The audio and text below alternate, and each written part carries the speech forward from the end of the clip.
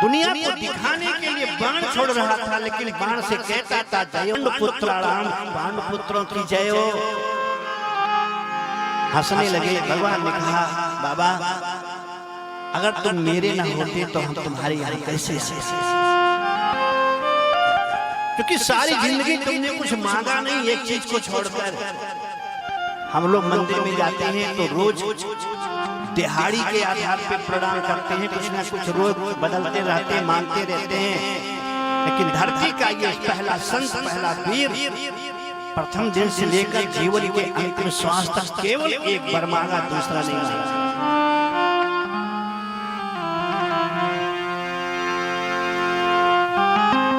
एक ही मंत्र का जप किया, अच्युतं केशवं राम नारायण केशवं राम नारायण कृष्ण दामोदरं वासुदेवं हरं अच्युतं केशवं राम नारायण श्रीधरं माधवं गोपिका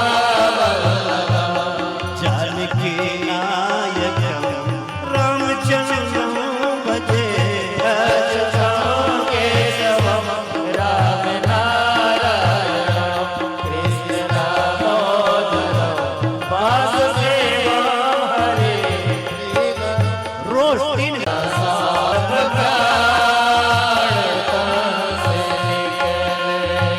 सारी जिंदगी यही मांगा था, उस वक्त जल्दी आना, नहीं श्याम भूल जाना, मुरली की धुन सुनाना। जब प्राण तन से निकले, अब निकलने वाला है तो आपका वो रूप देखना चाहता। सदैव देवं भगवान प्रतीक्षताम् कलेवरं यावदिदोभिनोम्यहम्। आप मेरे सामने ऐसे खड़े रहो, मैं देखता रहूं, शरीर को छोड़ दो, प्रतीक्षा करो मेरे प्राण छोड़ने का। भगवान खड़े हो गए, लगे सोचने कि ये इच्छा जीवी मृत्यु वरदान पाया है और कहीं में ज्यादा सुंदर लगने लगा तो 2-4-6 महीना देखता रहेगा तो मुझे खड़ा रहना पड़ेगा। और शर्त ये है कि सदैव देवं भगवान प्रतीक्षितम्, प्रतीक्षा करो, जाना नहीं। इसलिए रोनी वाली सूरत बना करके खड़े हो गए। आज रोनी वाली सूरत बना के खड़े हो गए तो पितामह ने कहा महाराज यही रूप बनाओगे तो 5 साल नहीं मरेंगे। ये रूप किस किस्म का, तो क्या चाहते हो कि मुझे वो रूप दिखा दो कि अधरं मधुरं वदनं मधुरं मधुराधिपते रखिनं मधुरं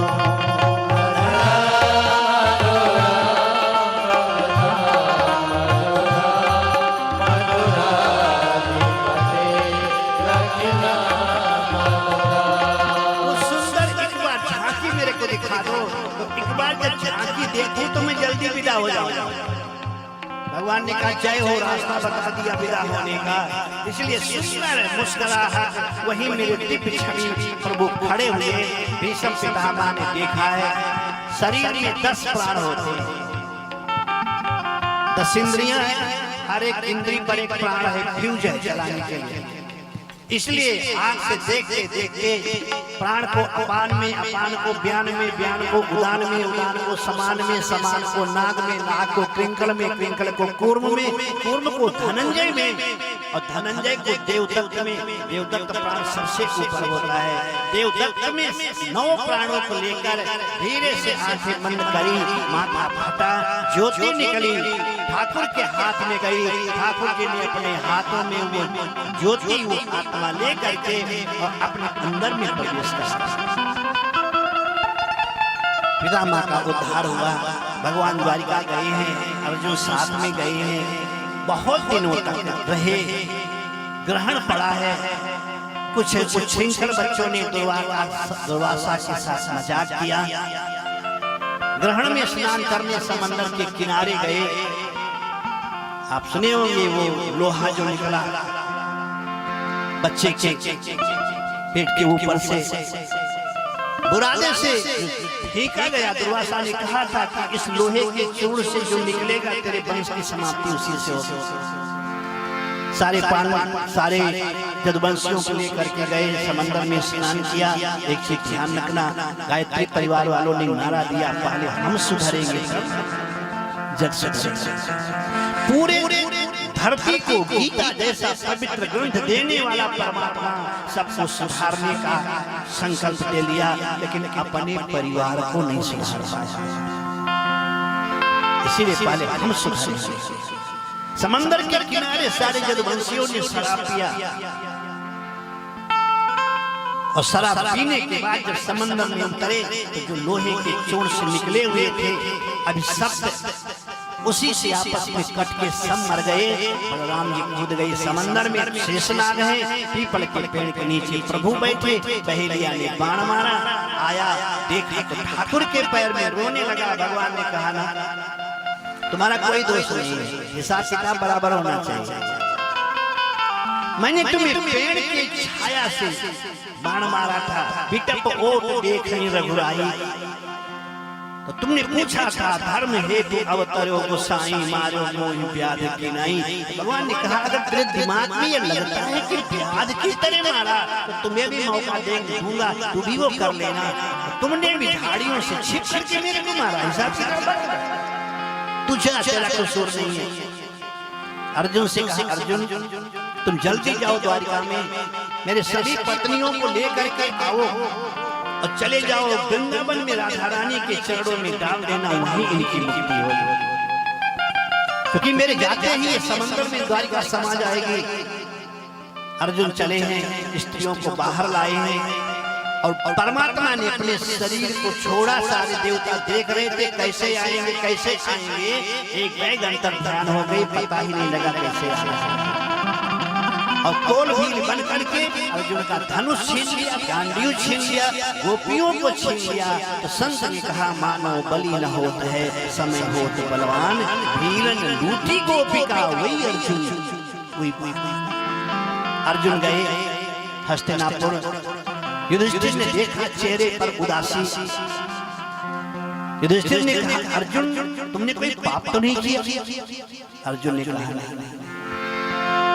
तुमने किसी पराई नारी पे नजर तो नहीं डाली, कोई दृष्टि तो नहीं डाली? अर्जुन ने कहा नहीं। दरवाजे पर आए हुए किसी भिखारी संत का अपमान तो नहीं किया? नहीं। घर में आए हुए अतिथि को बिना भोजन कराए तुमने कहीं भोजन तो नहीं कर लिया? नहीं। तो तेरे चेहरे का तेज कहां चला गया? चिल्ला करके अर्जुन रोए और कहा भैया छल लिए गए। कौन छला? और कौन छला? छलिया ही वंचितो हम महाराज हरिड़ा बंधु रूपिड़ा। भाई बनकर के हमें छलिया। पूरी घटना सुनाई। कुंती वहीं पर जैसे सुनी ठाकुर का स्वधाम गमन वहीं गिरी मर गई। रात्रि में धृतराष्ट्र के कमरे में विदुर आए और विदुर ने कहा 7वें दिन युधिष्ठिर तुझे सिंहासन पे तेरे माथे पर मुकुट रखेंगे, राजा बनाएंगे। धृतराष्ट्र ने कहा सच में बोले हाँ? तब तो कई बार फिर राजा बनूंगा। कहे हाँ तो जरूर बनेगा, लेकिन ध्यान रखना 7वें दिन तेरी मौत निश्चित है, तू मरेगा। अब जब मौत सामने खड़ी हो तो मुकुट अच्छा नहीं लगता। विदुर ने समझाया अभी समय है, सुधर जाओ। गांधारी को लेकर के धृतराष्ट्र चले गए विदुर के साथ हरिद्वार में। आज जहां शांति कुंज बना है, सप्त सरोवर जिसको आप कहते हो, वो सप्त स्रोत है। 7 स्रोत धाराएं निकली छोटी छोटी। उसी जगह पर ले जाकर के धृतराष्ट्र को यम नियम आसन प्राणायाम प्रत्याहार धारणा ध्यान समाधि का ज्ञान दिया, मुक्ति कराई। और पांडव ने कहा जब पिता दादाजी नहीं रहे तो दादी का कोई मतलब नहीं। मौत तो मेरे दरवाजे आवे, इसके पहले मैं तेरे दरवाजे पे आ रहा हूं, तू मुझे स्वीकार कर। तीर्थों का सेवन करते 5 पांडव गए, बद्री नारायण में दर्शन किया है। बद्री नारायण के बाद अंत में केदारनाथ सबसे ऊपर मेरा शिव बैठा है। क्यों? अगर कोई भूला भटका इंसान मेरे से जुड़ करके जाना चाहता है तो मुक्ति का रास्ता मैं बता दूंगा, सबसे ऊपर इसीलिए केदारनाथ। बोल केदारनाथ भगवान की जय। दो बार मेरे प्रभु का नाम। हर हर हर महादेव, जय भोलेनाथ। हर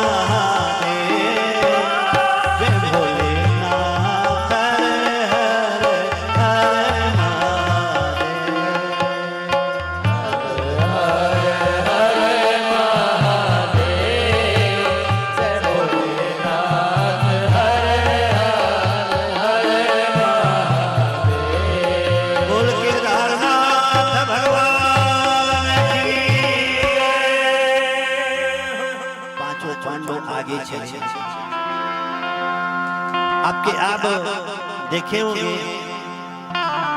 सबसे ऊपर जब चढ़ने लगे, जहाँ तक मानवीय शरीर जा सकता है वहाँ के बाद शरीर तो छोड़ना पड़ेगा। सबसे पहले द्रौपदी की जब मर गई, भीम ने पूछा ये क्यों मरी? युधिष्ठिर ने कहा 5 पति थे लेकिन अर्जुन को ज्यादा मानती थी इसलिए बस। सहदेव के मरे, कहा ये क्यों मरा? का अपने को बहुत 30 मार खा समझता था इसलिए। नकुल गिरे मरे, ये क्यों मरा? का अपने को बहुत सुंदर समझता था इसलिए मरा। अर्जुन गिरे, जब अर्जुन का शरीर छोटा था, भीम ने कहा ये क्यों मरे? अपने को 30 मार खा समझता था इसलिए मरा। और जब भीम गिरे मरने लगे तो बोले भैया मैं क्यों मर रहा हूँ? तो युधिष्ठिर ने कहा तू बहुत खाता था, बहुत खाता था इसलिए मर रहा है। गृहस्थ आश्रम का एक सूत्र है, आयुर्वेद का एक सूत्र है, अगर जीवन में स्वस्थ रहना है तो इसको जरूर फॉलो करना। कुक्षौ भाग द्वयम भोज्यम तृतीयम वारि त्रिपुरै। 4 रोटी की भूख है तो 2 रोटी खाना, 1 रोटी के बराबर पानी ले लेना मध्य में, और वारि संचालन पेट में वो चावल दाल मिलाने के लिए वायु की आवश्यकता होती है, तो वायु संचालनार्थे तो चतुर्थम अवशेष ये चौथा भाग हवा के लिए छोड़ देना चाहिए। अब आप बताओ इसमें कितने लोग नियम बनाते हैं? पनीर की सब्जी हो, घी की बढ़िया पूरी हो, छोला भटूरा हो, तो 2 भाग खाओगे कि ओवरलोड हो जाओगे। अरे ट्रक वाले को हम पकड़ते हैं, ओवरलोड माल लेकर के जा रहा है, आप लोग क्या क्या हो भैया? 4 की भूख है, 7 रोटी खा के बैठ गए, पानी कहाँ जाएगा? अब घूम ही नहीं रहा है, अब घूमेगा नहीं तो बीमारी बढ़ेगी नहीं बढ़ेगी। तो बहुत खाता था इसलिए मर रहा है। गृहस्थाश्रम के लिए सिद्धांत संतों ने बनाया है कि गृहस्थाश्रम में रहने वाले जो हैं वो खाने बैठे तो आँख खोल करके खाए, खाने बैठो तो आँख खोल करके खाओ, और जब आँख खिलाने बैठो तो आँख बंद करके खाओ। खाने बैठो तो खोल करके नुकसान करेगा कि फायदा करेगा, लेकिन खिलाने बैठो तो क्या खिला दें, ये भी दे दो, ये भी दे दो, ये भी दे दो। लेकिन होता उल्टा है, खाने जब माताएं बैठती हैं तो ये नहीं देखती कितना रोटी अंदर है। आप लोगों को नहीं कह रहा हूँ, बहुत अच्छी हो बाहर की बात, उधर बांसी के उधर की, लेकिन जब खिलाने बैठेंगी तो चौका से देखती रहेगी, 4 रोटी खा गया, ये पचवा, और कहीं खाने वाला भी बेशर्म। अयोध्या के 2 पंडित, एक चला गया दिल्ली में नौकरी करने लगा पंडिताई, और दूसरा खेती बाड़ी करने लगा। पत्र व्यवहार तो था ही, कहा आओ दिल्ली घूम जाओ। वो गया दिल्ली घूमने, और जब देखा तो कहा भूख तो लगी होगी, कहा बहुत भूख लगी है। तो पत्नी से कहा मेरा बचपन का यार है, इसको पूरी बना खिलाओ। पत्नी लगी सोचने, 4 पूरी हम खाते हैं, 4 पति खाता है, ये बाहर से आया तो 8 खा ले, तो 16 पूरी गिन के बने। अब जब खाने बैठा तो 1 2 3 4 5 6 7 सब शहर की पूरी कैसे होती। जब 10 पूरी 11 पूरी खा गया तो पत्नी घबराई कि इसका तो कहीं नॉन स्टॉप है नहीं। तो पत्नी से इशारा, पति से इशारा किया, कैसे पंडित हो, अरे थोड़ा बोलो, पीले तो रुके। 13वीं पूरी पे बोल दिया, कहा कि भैया एक बात है, तुम यहाँ देहात में रहते रहते बिल्कुल गंवार हो गए, पढ़ाई लिखाई भूल गए क्या? दूसरे ने कहा क्या भूल गए? हम लोगों ने कहा है कि पहले आचमनीयम जलम समर्पयामि, मध्ये पानीयम जलम समर्पयामि, राष्ट्र में उत्तरा पोषणम जलम समर्पयामि, और तुम तो पानी का नाम ही नहीं ले रहे। पंडित ने कहा हम भी पंडित ये करते हैं, मध्य पानीयम ना, बोले हाँ कि तो मध्य को आने दो, 25 पूरी के नीचे मध्य नहीं आएगा, हम काम करने वाले खेत हैं। मतलब खाने बैठो तो आँख खोल करके खाओ, हमें खाना चाहिए नहीं खाना चाहिए, लेकिन खिलाने बैठो तो आँख बंद करके खिलाओ, खाओ जितना बाबा खाना। तू बहुत खाता था इसलिए मर रहा है। भाई खत्म, पत्नी खत्म, चले जा रहे हैं। अचानक विमान आया, मातली लेकर के आया, इंद्र ने भेजा, कहा तुम्हें स्वर्ग चलना है, तुम सबसे व्रतधारी हो, आओ विमान पर बैठो। और जैसे बैठने चले तैसे पीछे से कुत्ता एक जो केदारनाथ से पीछे पड़ा था, वो नहीं मरा था, वो भौंका। मैं क्या करूं? युधिष्ठिर ने कहा तू भी आ जा, कौन कितना वजन का। जैसे कुत्ते को बुलाया, मतली ने कहा नहीं मरा, आप चल सकते हो और कोई बंदा नहीं जा सकता। युधिष्ठिर ने कहा मेरे अपने तो पराये हो गए, लेकिन ये मेरे पे विश्वास करके इतनी दूर आया, आज हम इसको छोड़ देंगे तो कौन धर्म पर विश्वास करेगा, कौन किस पर विश्वास करेगा। भवानी शंकरो बंदे संस्था विश्वास रूपिणो, ये विश्वास शिव का स्वरूप है। मैं नहीं जाऊंगा, तू व्रत ले जा, हम ऐसे ठीक हैं, कुत्ते को नहीं छोड़ूंगा। कुत्ता गायब हो गया और कुत्ते के शरीर से धर्मराज प्रकट हुए, और धर्मराज ने कहा ये तुम्हारा अंतिम परीक्षा था, तुम पास हो गए, जाओ बैठो। सिंहासन से जब युधिष्ठिर बैठे तो मातली ने कहा हमारा चलेंगे जरूर, लेकिन नरक से होकर चलेंगे। युधिष्ठिर ने कहा जब कोई पाप किया है नहीं तो नरक से लेकर क्यों जाओगे? ये जीवन के अंतिम क्षणों में आपने एक गलती करी, एक झूठ बोला, उस झूठ का ये परिणाम है कि आपको नरक से गुजरना पड़ेगा। युधिष्ठिर ने कहा झूठ कहाँ बोले? का युद्ध के मैदान में जब द्रोणाचार्य नहीं मर रहे थे तो तुमने तो कहा था ना स्वक्षामा हतो नरो कुंजरो, तो बोल पड़े कि तो नहीं मैंने कहा था, द्वारकाधीश ने कहा बोल दो तो मैंने बोल दिया। भगवान प्रकट हो गए, भगवान ने कहा जाते जाते हमें बदनाम करके जाएगा। द्वारकाधीश ने कहा कि युधिष्ठिर भैया जितना मैंने कहा था अगर उतना तुम कहे हो तो मैं गारंटी लेता हूँ कुछ नहीं, लेकिन एक अक्षर अगर ज्यादा बोले हो तो तुम जानो तुम्हारा काम जाने। हमारे देहात में कहावत है कि थोड़ा करें काली माई और ज्यादा करें कीर्तनिया। एक हाथ लौकी 9 हाथ उसका बिया, गाने वाले बढ़ा देते हैं। जितना मैंने कहा अगर उतना तुमने करी तो मैंने कहा था कैद वस्वामा हतो मर गया। अब कौन मरा जाकर के पता करो, लेकिन तुमने एक शब्द जो बढ़ा दिया हाथों नरो कुंजरो हुआ, और तुम्हें नहीं पता है कि हाथी मरा है कि आदमी मरा है, क्या पता है तो हुआ क्यों लगाया, नरो कुंजरो क्यों कहा, इसलिए तुम जानो तुम्हारा काम जाने, हमें बीच में मत डालो। आप कल्पना करो एक झूठ बोलने वाले को अगर नर्क के अंदर से गुजारा जा रहा है तो हम लोगों का क्या होगा। एक झूठ जीवन में जिसने बोला वो नर्क से लेकर जाया जा रहा है, और हम लोग झूठ देना झूठ देना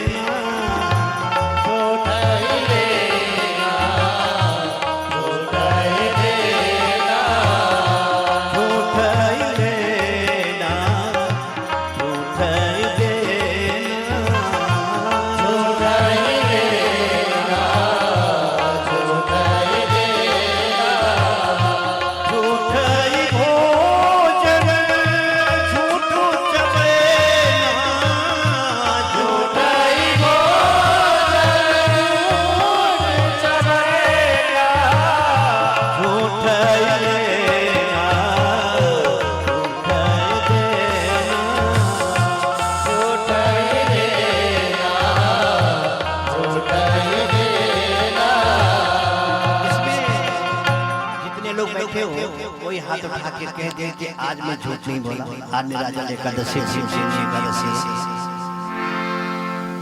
झूठ तो तकिया कलाम है, बिना मतलब के बोल देते हैं।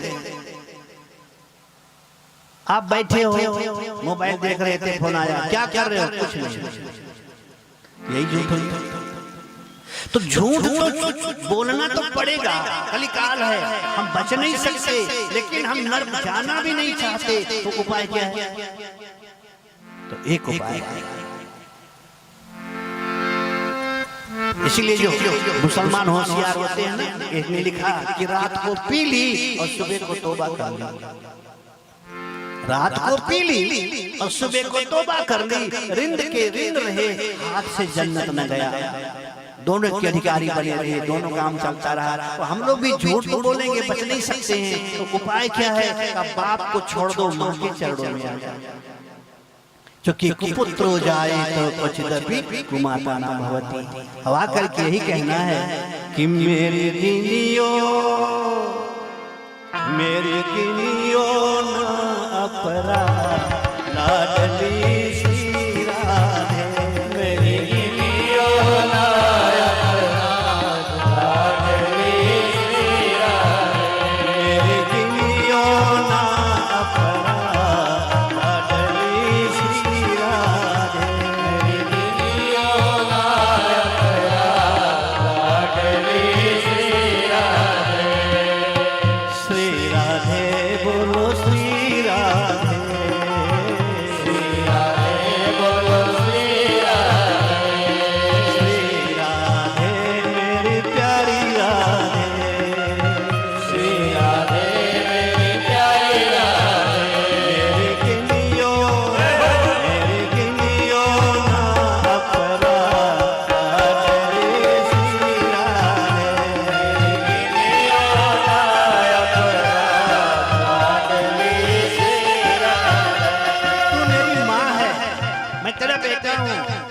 गलती कर सकता है, कुपुत्र हो जाए क्वचिदपि कुमाता न भवति, मेरे को संभाल लेना, उस समय जरूर तू आना, माँ के चरण को पकड़ो, झूठ बोलोगे तो कट जाएगा हिसाब किताब, माँ बराबर कर लेगी।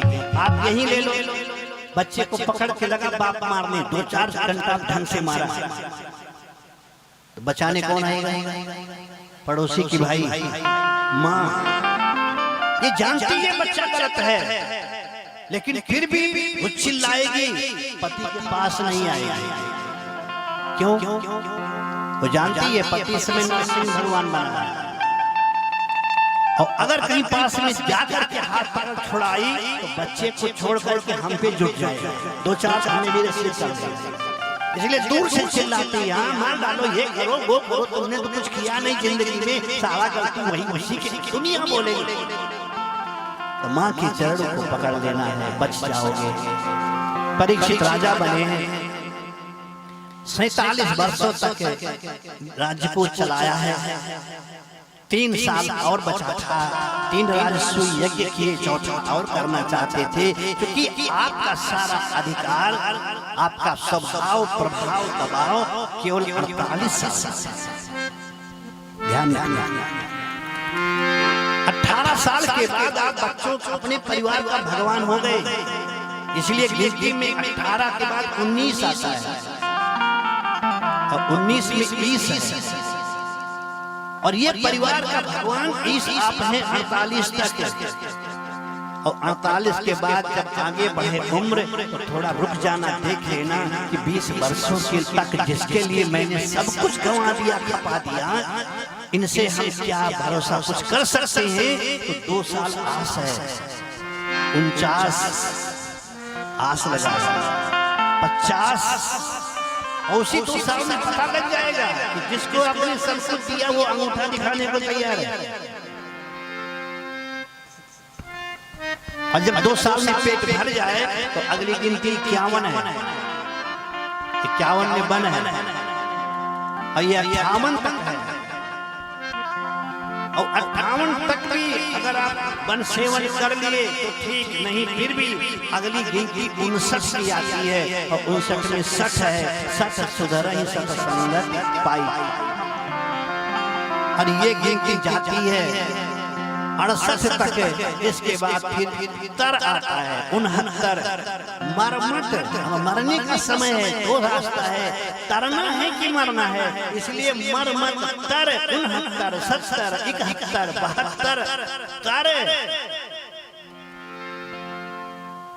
केवल 3 वर्ष बचा है। 51 में तो छोड़ दूंगा, बेटे को गद्दी दे दूंगा, लेकिन आपन सोचा हो तो नहीं, हरि सोचा तत्काल। बगीचे में बैठे थे, सामने गैया चर रही हैं, एक बैल एक गाय, दोनों को एक आदमी लेके सोचा, इतना मारा 3 पैर टूट गया गाय का, 3 पैर टूट गया बैल। अब लटका है ऐसे एक बैल, एक पैर पर लटका है बैल, और गोमाता भी एक पैर पर। परीक्षित ने कहा, मेरे राज्य में, मेरे उपवन में, मेरी आंखों के सामने ललकारा, तलवार लेके प्रकट हुए। तेरी हिम्मत कैसे पड़ी? कहा, महाराज तुम राजा नहीं हो, अब हम राजा हैं। परीक्षित ने कहा, तू राजा है? बोले, कैसा राजा? कहा, तुम इस समय लगता है तुम राजा हो, लेकिन हम युग के राजा हैं, तो आप खत्म हो चुका है, अब कलयुग लगा है, मैं कली हूँ। परीक्षित ने कहा, जब तक मैं हूँ तब तक तू नहीं आ सकता,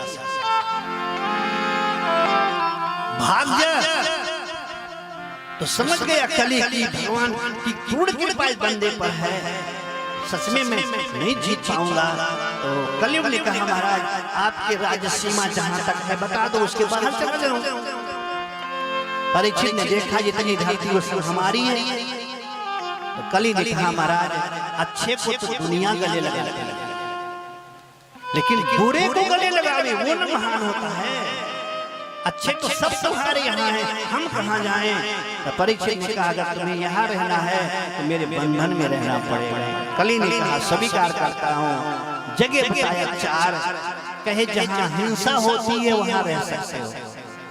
ठीक, तैयार हूँ। कहे जहाँ बोतल खोलता है वहाँ भी रह सकते हो, और अच्छी जगह। कोठे पर भी तुम रह सकते हो, और जुआ जहाँ खेला जाए वहां भी रह सकते हो। 4 जगह दिया परीक्षित ने, लेकिन इसने कहा, महाराज 4 तो आपने मुझे दे दिया, कहे अपने मर्जी से दिया, हाँ, एक मेरी मर्जी से दे दो। राजा हो, आपको देने में क्या अंतर है? हाँ, बोल क्या चाहिए?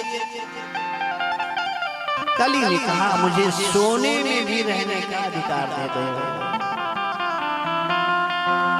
सोने में भी मैं रहूं। परीक्षित ने अपने शरीर को देखा, कहीं कुछ नहीं है।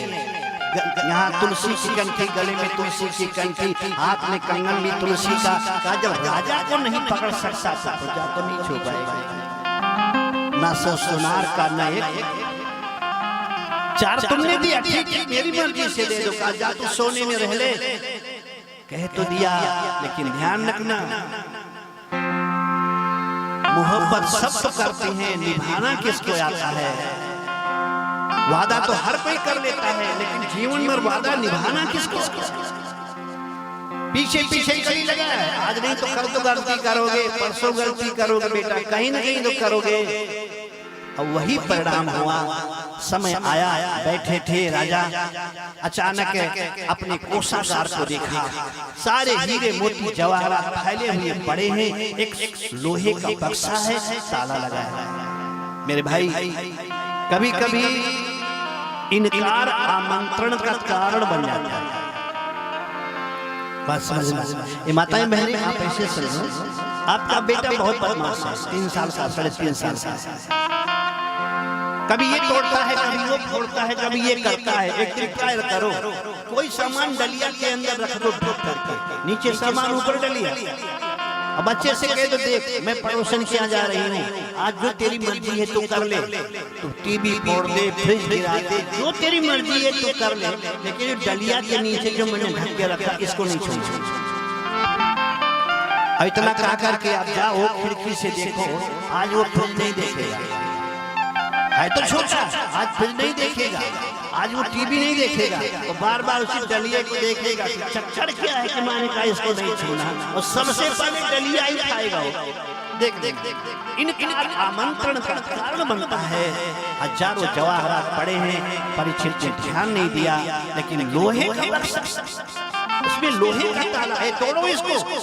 और जब तोड़ा गया तो जरासंध का मुकुट निकला,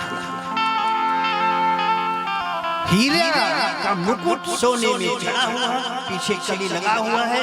परीक्षित ने कहा कि सुंदर मुकुट यहाँ क्या कर रहा है, चलो मैं पहन के देखता हूँ। लेके गए राजभवन में, जैसे मुकुट को माथे पर लगाए, मुकुट में सोना लगा हुआ है, सोने का जैसे सहारा कली को मिला, सोने में सवार होकर के मस्तिष्क में परीक्षित के प्रवेश कर गया।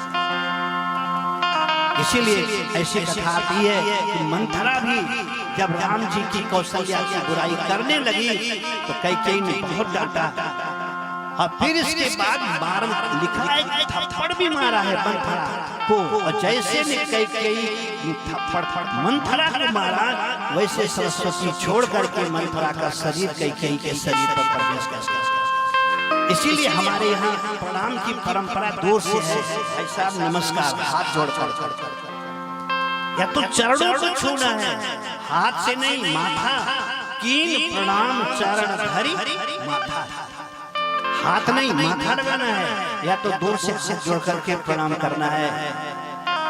हम तुम्हारे अंदर की नेगेटिव एनर्जी हमारे अंदर क्यों आवे भाई, तुम अपना पाप पुण्य रखो, हम अपना रखें, इसीलिए संस्पर्श दोष लगता है। प्रणाम दूर से हम इसीलिए करते हैं। माथे पे मुकुट लगाया, और मुकुट लगाने के बाद जब कली सवार हो गया तो पूरे भागवत में पहली बार लिखा है कि एकदा धनुरुद्यम्य प्रविशन् मृगया मने। एक बार धनुष लेकर के राजा परीक्षित जंगल में मृगों को मारने के लिए निकला। कब के जब पापी का मुकुट माथे पे रखा और सोने में कली प्रवेश करके दिमाग में प्रवेश कर गया। जंगल में निकले हैं, बहुत कुछ हुआ है, उसकी चर्चा पुनः कल आपके सामने रखेंगे, क्योंकि कल माता जी ने कहा था महाराज जी समय ज्यादा बढ़ जाता है तो दिक्कत होती है, तो हमें भी अच्छा कि आपके सहारे हमें कम बोलने को मिलेगा, हम भी आराम में रहेंगे। तो कल परीक्षित के आगे की चर्चा कल आपके सामने रखेंगे। अब आइए 2 बार भगवान का नाम लेते हैं, आरती करते हैं। जिस समय से आप लोग भोजन प्रसाद भी ले लो, आरती भी ले लो, प्रसाद भी ले लो। हरे राम राम राम सिया राम।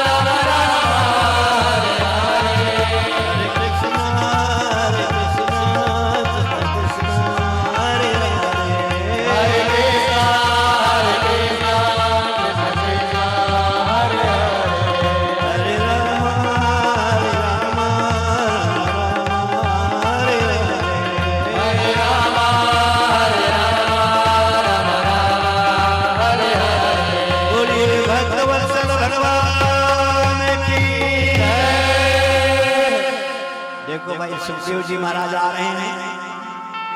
एक चीज करना, झांकी जब निकालना हो तो मुझे शाम को बता देना कि आज झांकी हम निकाल रहे हैं। नहीं बाराती को पता ही ना हो किसके घर जाना है।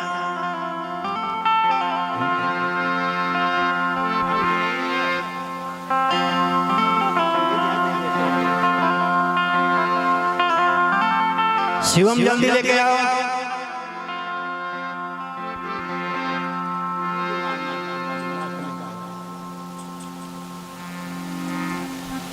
क्या सोच तरे,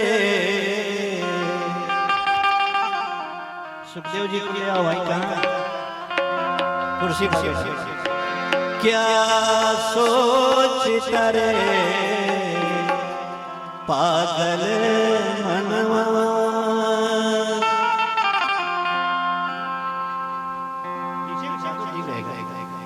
क्या सोच करे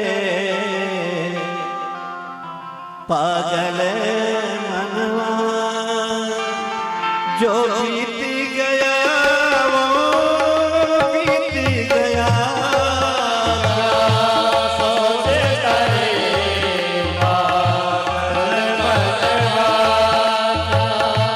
सोच करे पागल मनवा, जो बीत गया वो बीत गया। सोच करे पागल मनवा, जो बीत गया वो बीत गया। इस झूठे खेल का मोल ही क्या, इस झूठे खेल का मोल है क्या।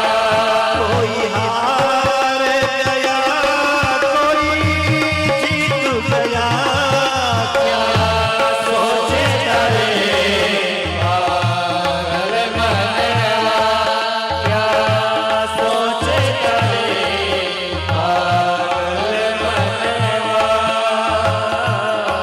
कोई हार गया कोई जीत गया, क्या सोच करे पागल मनवा।